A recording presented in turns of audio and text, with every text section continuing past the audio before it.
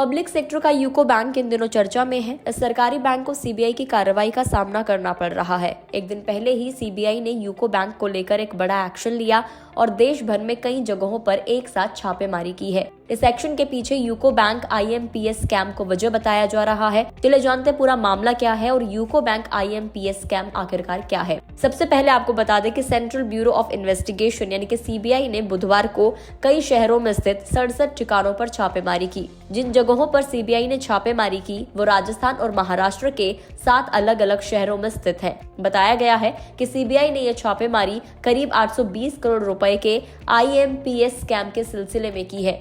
CBI के according UCO bank के कई अकाउंट्स का इस्तेमाल कर संदिग्ध आईएमपीएस ट्रांजैक्शन किए गए। संदिग्ध लेन देन की रकम करीब 820 करोड़ रुपए है। छापेमारी के दौरान सीबीआई को कई अहम सुराग मिले। केंद्रीय जांच एजेंसी ने यूको बैंक और आईडीएफसी बैंक से जुड़े करीब 130 डॉक्यूमेंट्स को जब्त किया है। 40 मोबाइल फोन, 2 हार्ड डिस्क और एक इंटरनेट डोंगल भी फॉरेंसिक एनालिसिस के लिए जब्त किया गया है। एजेंसी ने कई संदिग्धों से इस मामले में पूछताछ भी की है। आईएमपीएस यानी कि इमीडिएट पेमेंट सिस्टम बैंकिंग लेन देन की एक उन्नत प्रणाली होती है। इसे एनपीसीआई के द्वारा मैनेज किया जाता है। आईएमपीएस के जरिए एक बैंक अकाउंट से दूसरे बैंक अकाउंट में रियल टाइम में मनी ट्रांसफर सुनिश्चित होता है। सीबीआई जिस मामले की जांच कर रही है वो आईएमपीएस के जरिए किए गए 8,53,049 संदिग्ध ट्रांजैक्शन से जुड़ा हुआ है। ये ट्रांजैक्शन पिछले साल 10 नवंबर से 13 नवंबर के दौरान किए गए।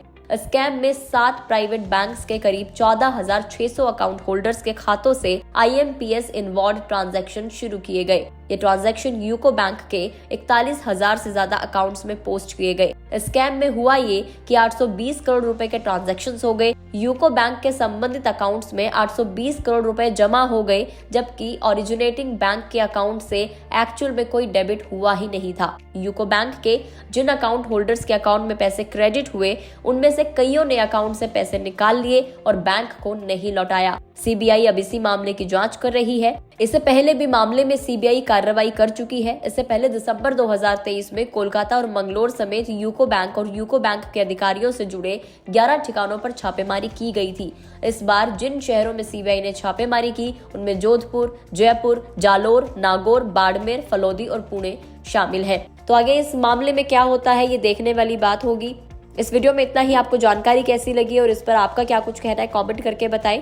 फेसबुक पर देख रहे तो फेसबुक पेज को लाइक करें, यूट्यूब पर देख रहे तो गुड रिटर्न्स के यूट्यूब चैनल को सब्सक्राइब करना ना भूलें।